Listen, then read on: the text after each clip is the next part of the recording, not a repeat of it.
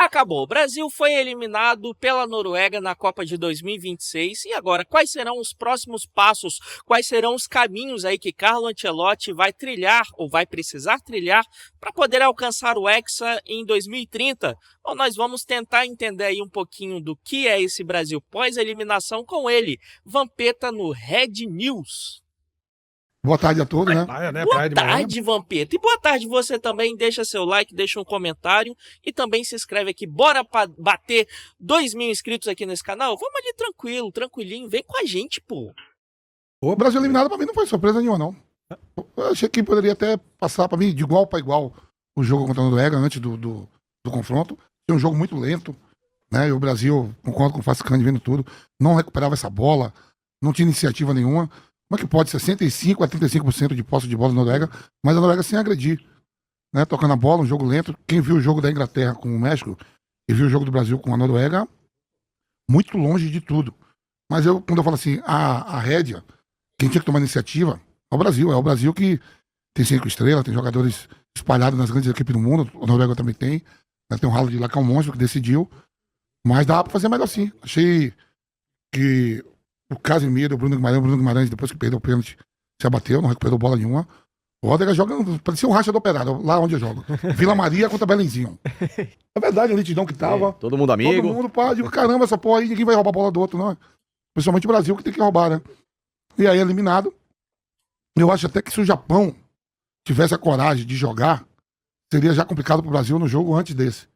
E de novo eliminado pela seleção europeia, né? São desde 2006, eliminado pela França, em 6, em 10 pela Holanda, em 14 pela Alemanha, em 18 pela Bélgica, 22 pela Croácia e agora pela Noruega. Tudo seleção ali, tirando na França, né? Então, tudo no mesmo patamar. Poderia ter feito pênalti, poderia ter feito gol, mas a Bélgica também teve oportunidade, né?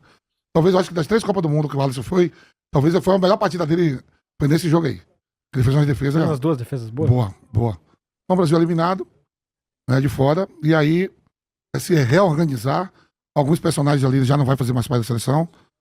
Não sei, né? Casemiro, não sei se o Marcão continua, o Danilo, essa notícia Alexandre, porque daqui a 2 meses já tem data FIFA, né? Sim. 2 jogos contra a Austrália. Na próxima data FIFA ainda vai ter um resquíciozinho aí desse time, mas o Ancelotti precisa mudar muita gente ali, cara. Não dá pra Alisson mais ser convocado, não. Pelo amor de Deus. Olha. Caramba, hein? E 2 jogos na Austrália ainda. Não ganha. Eu tô avisando logo. Que teste, hein? Nossa senhora. Bem-vindo, Facincani. Bem-vindo, Chicão. Um abração pra você, Vamp. Nossa jumenta ali. Bem-vindo, e aí parou na cadeira vazia. Linda, tá lá nos Estados Unidos. Queria saber o seguinte, Ronaldo Oliveira. O senhor que... Agora, ó, quando eu brinco, quando eu falo sério. E uma das virtudes que eu tenho, não só pra falar do Vamp aqui, meu irmão, e pra você também, é que vocês dois têm um senso muito mais apurado que o meu, que vocês estiveram em campo ou quadra. Ou seja, vocês foram profissionais, vocês participaram e têm lugar de fala pra poder explicar direitinho várias questões e situações de jogo. Que lógico que quem não vivenciou isso precisa, obviamente, conversar com pessoas que entenderam pra aprender. E a vida, ela é muito legal pra quem justamente está sempre aberto a ouvir. Ale, ontem faltou ao Brasil um pouquinho de futebol de salão. Que no futebol de salão, até onde eu sei, justamente por você ter um espaço de campo, de quadra, no caso, muito curto, se você não pressionar, se você não marcar, se você não roubar a bola, se você não for rápido, se você não for dinâmico, se você não for intenso, durante os 40 minutos de tempo de jogo, ou a depender do campeonato, meia hora por meia hora, 15 por 15, seja lá o que você coloca no regulamento, você sai de campo, ou no caso da quadra, sem ter a menor condição de vencer um jogo. No futebol profissional hoje, a mesma coisa. O tal do treino de campo reduzido, que os caras acham que é uma puta invenção, nada mais é do que você jogar futebol de salão no campo, né? Ou seja, estão perdendo a habilidade de levar o futebol de salão pra dentro do campo pra inventar um treino de marcação-pressão que se tivesse no salão você faria a mesma coisa e, além de tudo, estimulando a habilidade e fundamento individual. Ontem, simplesmente, a seleção brasileira esqueceu de praticar aquilo que sempre foi a melhor escola que há muito tempo o Brasil tem se perdido, que é a escola do dinamismo, que é a escola do abafa e, em especial, a escola de simplificar um jogo que, como o Vampeta falou, estava extremamente frágil de intensidade por parte da Noruega e que o Brasil conseguiu simplesmente, em nenhum momento do jogo, se fazer interessado em ganhar essa partida como se deve. Cara, o Facincani falou ali de jogar, o Brasil jogar, né, como se joga aí futebol de salão. Eu tenho uma história com futebol de salão, né, da época da escola, porque no intercolegial, né, que ali era o campeonato durante o ano de todas as escolas da cidade onde eu morava, né? E aí eu era o goleiro reserva, né? Eram 3 goleiros reservas ali no time da escola, eu era o primeiro reserva. Então, se o titular desse problema, eu entrava para jogar. E no primeiro campeonato, eu participei de 2 campeonatos. O primeiro campeonato eu fui reserva absoluto, banco absoluto, bancário total. Não entrei, a gente foi campeão. No segundo ano, né, ou na segunda temporada, o goleiro que era titular absoluto, ele teve que sair porque, né, ele foi para a faculdade. E aí, quando ele foi para a faculdade, eu assumi, né, ali o gol. E aí acabou que o que aconteceu? O meu time foi eliminado nas quartas de final. É exatamente isso. Então o que me assustou ontem foi a passividade. O Brasil parecia que jogava videogame, joguinho FIFA, na minha época de Pro Evolution, Win Eleven, quando você coloca no modo easy, que o adversário fica caminhando com a bola e ele vai até o gol chutar e ninguém dá um combate, porque, claro, você tá aprendendo a jogar, então ele deixa você ganhar. Basicamente, muito do jogo se condicionou a isso. O Brasil também deixou a Noruega ganhar o jogo, que é um grande time. Aliás, o que eu tenho mais ouvido, que eu tô também revoltado, não ganhamos de uma seleção mediana. Parabéns, continuem com essa mentalidade tacanha, com essa mentalidade ridícula e pequena, que é por isso que o Brasil agora chega... O Ale virou o Google. Ao seu grande recorde de ficar 28 anos sem ganhar uma Copa do Mundo. Vai chegar a isso até 2030. Porque achar que uma seleção competente, que muita gente já avisava aqui que tinha grandes valores individuais, que jogava bem coletivamente, chamar uma seleção dessa de mediana, é não entender o que está se passando nesse momento no futebol. Mas ainda assim, diante de toda essa capacidade boa da seleção norueguesa, ela ontem andou em campo, até por saber que o Brasil é um time de baixa característica de personalidade e de interesse no jogo. E o Brasil perde justamente por causa, além de tudo, além de faltar treino, de faltar jogador, de faltar uma série de recursos, também por falta de atitude. Não, assim, tudo bem. Os caras, eles, né, o Brasil deu espaço, né? Na verdade, o esquema de jogo ali do Ancelotti foi dar a bola para eles para recuperar e jogar na transição, né? Mas assim, não é que o Brasil ele não deu combate ou a Noruega, né, é um time espetacular e tudo mais. Não, a defesa da Noruega tem problemas, apresentou problemas contra o Brasil, mas assim, eu falei isso lá no Instagram também, né? Se a Noruega fosse um pouquinho mais, né, mais ativa aí na partida, era para terminar em 4-1, porque assim, realmente o Brasil deu muito espaço para a Noruega jogar, mas a Noruega também apresentou falhas, principalmente ali no setor defensivo, né? E aí o Brasil que não soube, né, explorar, teve pênalti perdido, teve bola na trave, teve o Endrick caindo e né, empinando o bumbum. Aí, assim, eu creio que a visão aí dessa partida ela pode ser um pouquinho mais ampla, né, em relação ao que aconteceu no jogo. O Brasil em campo foi amplamente passivo, o Brasil assistiu ao jogo de camarote em campo, e quando a Noruega tem 2 jogadores, como Odegaard e como Haaland, e aí, transmitindo isso pro futebol de salão, quando você tem 2 especiais do outro lado, você gruda nesses caras o jogo inteiro, porque se eles pegam na bola, em uma fração de segundo no espaço curto, um passe, uma finalização, acaba com a sua oportunidade de vencer. E o Brasil simplesmente deixou o Odegaard e o Haaland desfilar em campo. A Noruega subiu 5 vezes intensidade ao longo do jogo. 5. A Noruega teve 5 ataques agudos. 3 gols marcados, 1 milimetricamente impedido. Aquela finalização do Odegaard no primeiro tempo, que o Haaland, como um tanque de guerra, leva a zaga inteira no peito e a bola sobra pro Odegaard, na boa defesa do Alisson.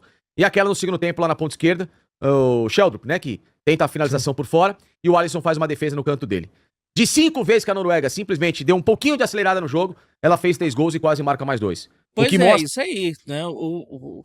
A Noruega também estava ali, né, tava ali com o freio de mão puxado, né? Porque se eles pegassem e falassem, estão dando espaço pra gente, beleza, vamos pra cima então. E não foram, né? Então, assim, teve teve falhas aí tanto de um lado quanto do outro. Né? O quão passivo foi a seleção brasileira e o qual ela não entendeu como que tem que se disputar uma Copa do Mundo, senhores. Você sabe que o Facincani, eu vou falar do jogo aqui, da minha impressão, mas o Facincani falou uma coisa que tem me chamado muito a atenção. Cada um tem uma experiência com a comunicação esportiva, né? Com a análise do futebol. Tem alguns que têm uma experiência mais teórica, outro mais prática, sabe? E outro mais de estudar, o outro mais de viver.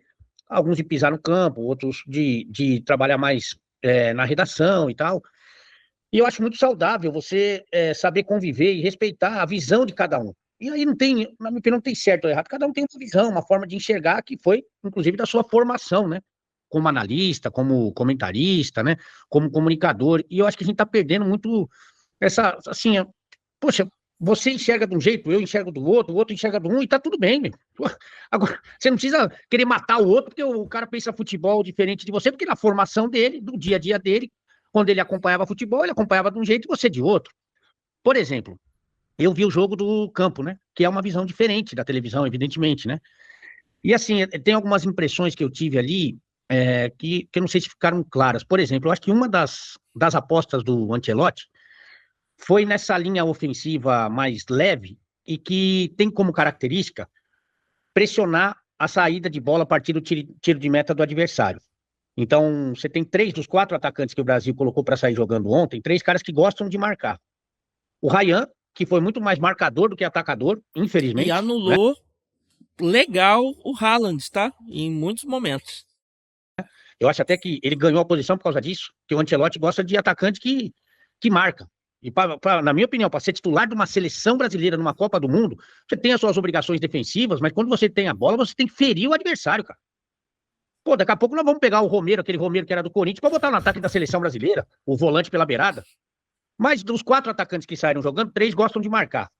O Ryan, o Martinelli e o Cunha. Inclusive o Ryan, só abrindo parênteses aqui, o Ryan, ele recuperou a bola que acabou originando no pênalti do Matheus Cunha, né? E perdido pelo Gabriel Magalhães.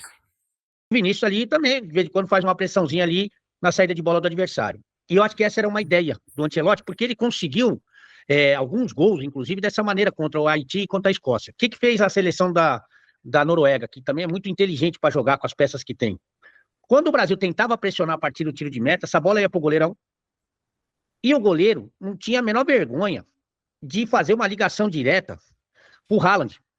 Que eu vou te falar, juro por Deus, era a bola mais perigosa da Noruega. Mesmo que essa bola vem lá da casa do chapéu, esse cara é tão especial, ele é tão um animal, é tão impressionante ver ele no campo, eu nunca tinha visto, que ele torna a quebrada do goleiro uma bola perigosa. E vou te falar mais. O Ancelotti pediu para voltar a marcação, para não ir mais lá, que não estava dando certo, porque não estava roubando a bola. O Brasil roubou a bola perto do gol adversário. Quando, por exemplo, o Vinícius tentava jogada individual, perdia a bola e aí ficava lá para pressionar. Aí o Brasil roubava, mas no tiro de meta não roubou. Você pode ver, inclusive as primeiras bolas do jogo, que o goleiro faz essa ligação e era um Deus nos acuda. Essa chance aí, por exemplo, que o Odegaard perdeu, que o Alisson defendeu, o Facincani falou, foi uma bola dessas, que ele brigou com o Marquinhos e com o Magalhães, e o Casemiro não acompanha o Odegaard, porque o Casemiro não acompanha nem novela, e o... Calma aí, Ale, calma aí. Solta o decreto, Ale, solta o decreto. O Ale Oliveira soltou o decreto agora pra cima do Casemiro, hein? Não tá acompanhando aí o clone, o Casemiro. Casemiro 6'7", né? Pelo amor de Deus. Até tu, Ale, vamos lá. O cara conseguiu finalizar. Então, com medo dessa bola direta, o Brasil recua e joga no contra-ataque. Que até aí, Vamp, quantos times já não fizeram isso? O Ancelotti já fez isso várias vezes e ganhou a Liga dos Campeões, mas quando você marca mais atrás, você não precisa ser absolutamente passivo como o Brasil foi. Meu amigo. Põe o pé na bola. Se o cara não olhar pra bola, você vai lá e rouba a bola dele. Foi o que eu falei, né, lá no Instagram, quando terminou o jogo. O Brasil, ele tava numa pressão baixa, né? E quando eu digo pressão baixa, não é que assim, o Brasil baixou as linhas para marcar. Não, a pressão dos jogadores, que geralmente é 12-8, né? Tava ali, sei lá, em 1-1, 1-0, porque eles estavam vendo os caras ali trocando passe, tá, aquele Neza, sei lá, ele assim, não jogou bem, né? Ele deu uma de Vini Júnior ali, perdia a bola direto. Mas se ele acertasse dribles ali e as intenções dele se fossem, não é, certeiras, ali, ó, ia ser bola na cara do Alisson direto, né? Lançamento na cara do Alisson direto, né? É porque ele foi incompetente ali nos dribles, não, né? Não conseguiu ser driblador como ele geralmente é e, enfim, perdia as bolas. Mas assim, o Brasil também, né, deixou a bola para a Noruega para pegar e jogar no contra-ataque, só que aí assim, o pegar foi aí que o time não entendeu, né? Assim, só deixaram os caras jogando a bola, jogando o jogo mesmo.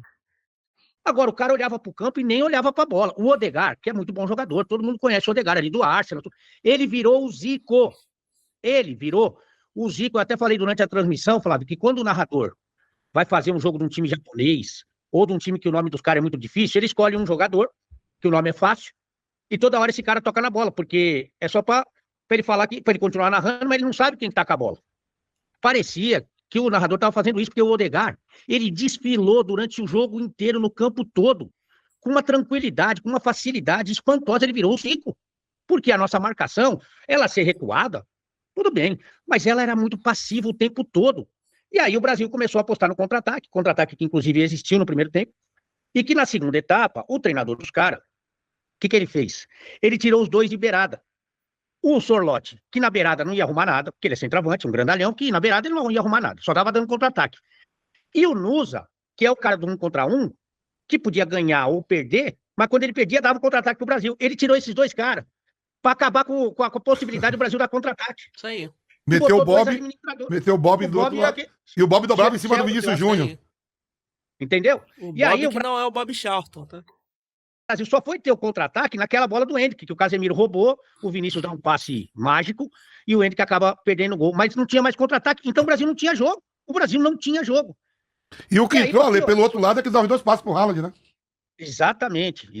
E aí, ele que fez a Copa inteira, que os atacantes dele tinham que marcar, quando tava 0-0, eu não sei se ele tinha dentista, se ele tinha que ir embora, o que ele tinha que fazer. Quando tava 0-0 o jogo, ele rasgou esse plano dele de atacante ter que marcar e ficou com 3 que não marcam. Que é o Endrick pela direita, que não ia arrumar nada, o Neymar e o Vinícius. Cara, o Carlo Ancelotti, ele se mostrou um grande técnico contraditório, né? Falou que não é que ele falou que não ia convocar o Neymar, mas ele sempre, quando era questionado, ele falava, olha, tem que estar 100%, Neymar tem que estar 100%. E aí, quando chegou ali, no momento derradeiro, né, nos 45 do segundo tempo, convocou, né? Não, Neymar tem que estar 100% para poder jogar, entrar na partida. E aí tal, colocou o cara ali, beleza, contra a Escócia, né? Beleza, minuto reduzido, o Brasil já estava ganhando. Só que aí quando chegou contra a Noruega, né, que o Brasil precisava ali de continuar essa marcação, né? Na verdade, marcação, né, que quase não existiu, tudo bem, mas quando ele precisava de manter ali o nível, né? E quando eu falo nível, assim, é a intensidade, né? O nível de intensidade ali, principalmente, né, no setor defensivo, ele vai lá e me tira o cara que tá marcando e coloca o Neymar. E aí, assim, Neymar tem que estar 100% para jogar. Cadê o 100% para jogar? Acabou entrando, queimou o cara, né? Queimou o Neymar. E assim, tudo bem que o Neymar não tinha nada que ficar peitando o goleiro, tá? Não tinha nada que ficar peitando o goleiro. Mas assim, o Ancelotti, um grande contraditório. Um grande técnico contraditório, né? E aí o Alê tá falando, né? É exatamente isso. O cara que gosta de atacante que marca, quando precisava de alguém para marcar, foi lá e tirou e colocou uns caras que não marcam. Enfim, tem que estar 100%. Aí a Noruega falou, meu amigo, Eu vou, porque eles estão com 3 menos. O Hendrick até tenta marcar no lance do gol, mas o Hendrick, ele só dubla. Ele só dubla. E aí os caras vieram pra dentro com esse animal, que esse cara é um animal. Esse cara é um doente, cara. Esse cara é um doente. É o Majin Buu. Opa, calma aí. Problemas técnicos aqui. Animal, que esse cara é um animal. Esse cara é um doente, cara. Esse cara é um doente de fazer gol, um tarado por fazer gol. As chances que o Haaland colocou pra dentro, as do Brasil foram muito mais claras. Mas só que ele é um monstro, cara. E aí ele aproveitou as oportunidades e matou cabeçada, que cabeçada, hein, cara? Impressionante. Uma tijolada. Ele uma tijolada. Ele arrebentou a seleção brasileira. Psicopata. Mas enfim, nós fizemos tudo pra dar errado. Deu.